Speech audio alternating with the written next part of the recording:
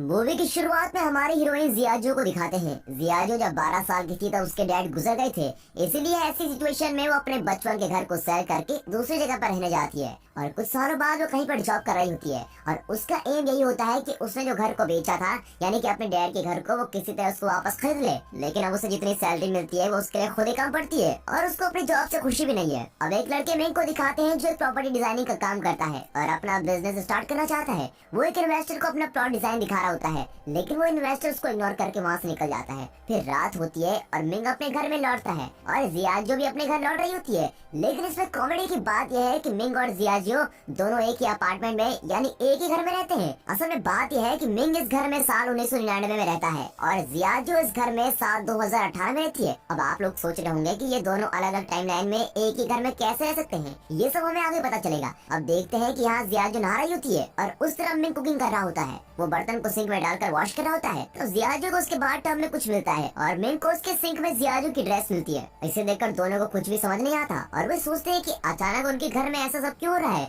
लेकिन बहुत थक जाने के कारण दोनों इसके बारे में ज्यादा नहीं सोचते और बेड पर जाकर सो जाते हैं। फिर अगले दिन सुबह मिंग के चेहरे पर जियाजो एक जोर का तमाचा लगाती है। वो दोनों शॉक होकर उठकर देखते हैं तो उन दोनों के कमरे मिक्सअप हुए होते हैं और वो कमरा पहले से बड़ा होता है। अब ये सब देखते ही दोनों घबरा जाते हैं। फिर जियाजो मिंग को चोर समझकर वहाँ की चीजों से मारने लगती है और मिंग भी यहाँ वहाँ भाग रहा होता है। तब उन्हें समझ में आता है कि दोनों के कमरे मर्ज हुए हैं। अब मिंग उसके कमरे से विंडो से बाहर देखता है, तब वहाँ बादल छाए हुए होते हैं और यहाँ जियाजो अपने कमरे से बाहर देखती है तो वहाँ तेज धूप होती है। फिर मिंग अपना डोर ओपन करके बाहर जाता है, तब उसे कुछ अलग नजारा नहीं दिखता। वो अब तक साल 1999 में होता है। लेकिन जब जियाजो मिंग के दरवाजे से बाहर देखती है तो वो एकदम शॉक हो जाती है, क्योंकि वो अब तक तो ईयर 2018 में जी रही थी, लेकिन उससे बाहर 1999 के सीन्स दिखते हैं और वो घबरा कर अंदर आती है और डोर लॉक कर देती है। फिर वो अपने कमरे के दरवाजे को खोलकर देखती है, तब वो फिर से 2018 में आ जाती है। लेकिन अब ये देखकर मिंग बड़ा ही हैरान हो जाता है, क्योंकि वो अब तक 1999 में जी रहा था और अब 2018 में टेक्नोलॉजीज और भी एडवांस हो गई होती हैं। फिर दोनों घबरा कर अंदर जाकर डोर लॉक कर देते हैं। फिर वे दोनों समझ जाते हैं कि दोनों एक ही अपार्टमेंट में अलग अलग टाइमलाइन में जी रहे हैं।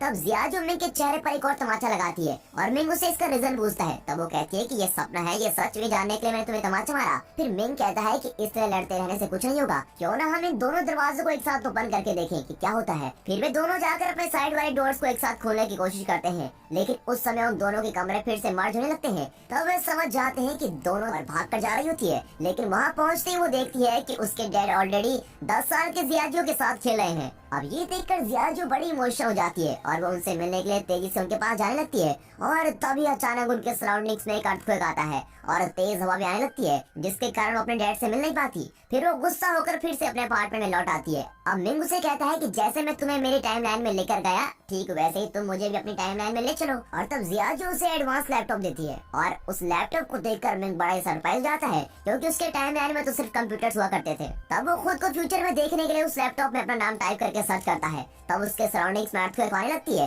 और फिर जियाजो को ये समझ आता है और वो मिंग से कहती है कि हम दोनों हमारे पास्ट या फ्यूचर के लोगों से कांटेक्ट नहीं कर सकते और ऐसा करने की कोशिश करते ही इस तरह के अर्थक्वेक आ जाएंगे और इस तरह हम दोनों एक साथ डोर ओपन नहीं कर सकते। अब तुम्हारे डोर को सिर्फ तुम ही ओपन कर सकते हो और मैं उससे बाहर आ सकती हूँ, और मेरे डोर को सिर्फ मैं ही ओपन कर सकती हूँ और तुम उससे बाहर आ सकते हो। इस तरह वो मिंग को ये सारी बातें समझाती है। अब अगले सीन में एक साइंटिस्ट और एक अमीर बिजनेसमैन एक मीटिंग में बातें करते हुए दिखाते हैं। तब वो साइंटिस्ट कहता है कि हमने उस डायमेंशनल टाइमलाइन को क्रिएट कर लिया है, लेकिन वो टाइमलाइन हमारी जगह पर ना आकर इस सिटी में किसी और प्लेस में क्रिएट हो गई है और हमें किसी भी तरह उस प्लेस को फाइंड करना होगा। इस तरह वो उस बिजनेसमैन से कहता है। लेकिन उस बिजनेसमैन के माइंड में सिर्फ एक ही बात चलती है कि उस टाइमलाइन के जरिए बहुत सारे पैसे कैसे कमाए जाए। लेकिन मीटिंग खत्म हो जाती है पर बिजनेसमैन का चेहरा नहीं दिखाया जाता। अब रात हो जाती है और मिंग और जियाजो को नींद नहीं आती। तब जियाजो कहती है कि मेरे डैड मुझे छोड़कर ऊपर चले गए, इसलिए मैं ऐसी सिचुएशन में आ गई हूँ। मुझे जब तक उनकी याद आती है तब मैं उनकी कार की को देखती रहती हूँ और लोन न चुकाने की वजह से मेरे बचपन का घर भी मेरे हाथ से निकल गया है, लेकिन मैं उस घर को वापस खरीद कर ही रहूंगी। अब इस तरह वो इमोशनली बातें करती है।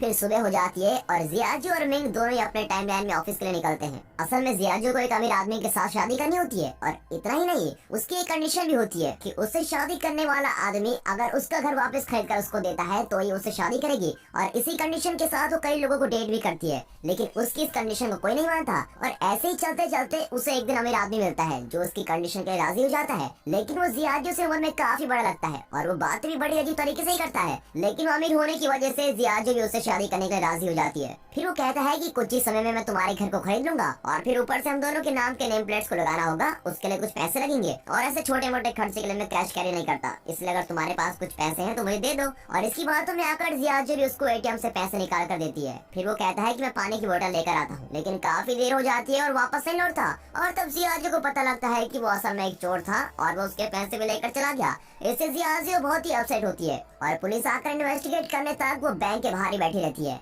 यहाँ मिंग अपने ऑफिस के रेस्ट रूम के अंदर बैठकर ड्रिंक्स ले रहा होता है। तब उस रेस्ट रूम में उस कंपनी का ओनर, उसका मैनेजर जूनी और उसके साथ और एक एम्प्लॉइज, ऐसे 3 लोग आते हैं। तब उनसे ओनर कहता है कि हमें आगे चलकर और भी बिजनेस करना है और इसके लिए मेरे पास बहुत सारे आइडियाज हैं, और ये कहकर चला जाता है। और उसके जाते ही जूनी उस एम्प्लॉय से कहता है कि उस ओनर को धोखा देकर हमें उसके सारे पैसे लेने होंगे और फिर हम उसे बैंक में फंसा देंगे, और इस तरह उस एम्प्लॉय को अपना प्लान बता देता है। तब बाथरूम में दिखाते हैं जहाँ मिंग कुछ गिरा देता है और उसकी आवाज सुनकर जूनी समझ लेता है कि किसी ने उनका प्लान सुन लिया है। फिर वो बाथरूम के पास जाकर झुककर देखता है और मिंग के पैर को पकड़कर खींच लेता है और उसको बाहर निकालता है। फिर मिंग को देखते ही वो कहता है, अच्छा तुम्हें कोई बिजनेस स्टार्ट करने के लिए पैसों की जरूरत थी ना, उसके लिए मैं तुम्हें बैंक से लोन अरेंज करवा कर देता हूँ, लेकिन तुम मेरी कही हुई बातों को किसी और से नहीं कहोगे। तो मिंग भी कहता है ठीक है, मैं सोच कर बताता हूँ। फिर थोड़ी देर बाद जूनी मिंग को अपने कैबिन में बुलाकर कहता है कि मैं तुम्हें क्यों लोन अरेंज करके दूं, तुमने तो सिर्फ मेरी बात सुनी है, लेकिन तुम्हारे पास उसका कोई प्रूफ तो नहीं है, और अब तो मैंने तुम्हें नौकरी से भी निकाल दिया है, तो तुम अब घर जा सकते हो। इस पर मिंग उससे कई बार रिक्वेस्ट करता है और कहता है मैं इस बात को किसी और से शेयर नहीं करूंगा और प्लीज मुझे नौकरी से मत निकालिए, लेकिन जूनी उसकी बातों को इग्नोर करता है और उसे नौकरी से निकाल देता है।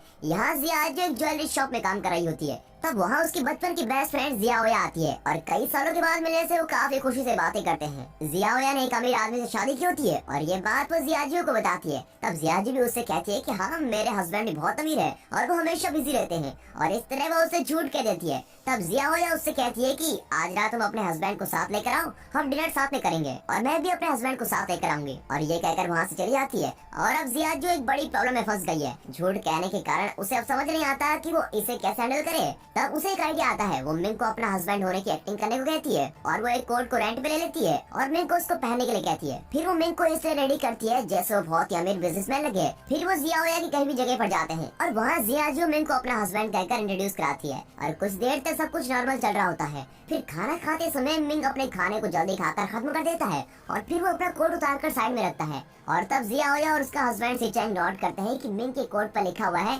यहाँ कपड़े रेंट पर दिए जाते हैं, लेकिन ये पता ना होकर मिंग उससे कहता है कि मेरी एक बहुत ही बड़ी कंपनी है, और इस तरह की झूठी कहानियां उन दोनों को बताता है। और ये सब सुनकर वो दोनों को हंसी आती है। और इतना नहीं, जियाजियो उन्हें अपनी एक और फेक डायमंड रिंग को दिखाकर कहती है ये करोड़ों रुपयों की डायमंड है, और तब वो फेक डायमंड उस रिंग से निकलकर आग के पास जाकर गिरता है और वो पूरी तरह से मैट हो जाता है। अब ये सब देखकर जियाओया और सिचेंग हंसने लगते हैं और इससे जियाजियो बहुत ही शर्मिंदा होती है और फिर घर लौट जाती है और इस बात को सोचकर मिंग के सामने रोती है। तब टीवी में कोई लॉटरी टिकट का शो चल रहा होता है और उस शो को देखते ही वो लॉटरी टिकट खरीदकर अमीर बनने के सपने देखते हैं और वे असल में कौन सा लॉटरी नंबर जीतेगा इसका पता लगाते हैं। और फिर अगले दिन ही मिंग के टाइमलाइन में यानी 1999 में जाकर तुरंत उस नंबर वाले लॉटरी टिकट को खरीद लेते हैं। अब क्योंकि दोनों को पता चल गया है कि उनकी लॉटरी ही विन करेगी, इसलिए वे दोनों खूब मजे करते हैं। अब इस दौरान जियाजियो मिंग को अपने टाइमलाइन में ले लेती है और दोनों बहुत ही एंजॉय करते हैं और बाहर में जाकर ड्रिंक्स करते हैं। तब उस रेस्टोरेंट का स्टाफ उनसे आकर ड्रिंक्स के पैसे मांगता है। तब जियाजियो कहती है मेरे सारे पैसे खत्म हो गए हैं, इसलिए तुम मेरा पर्स रख लो,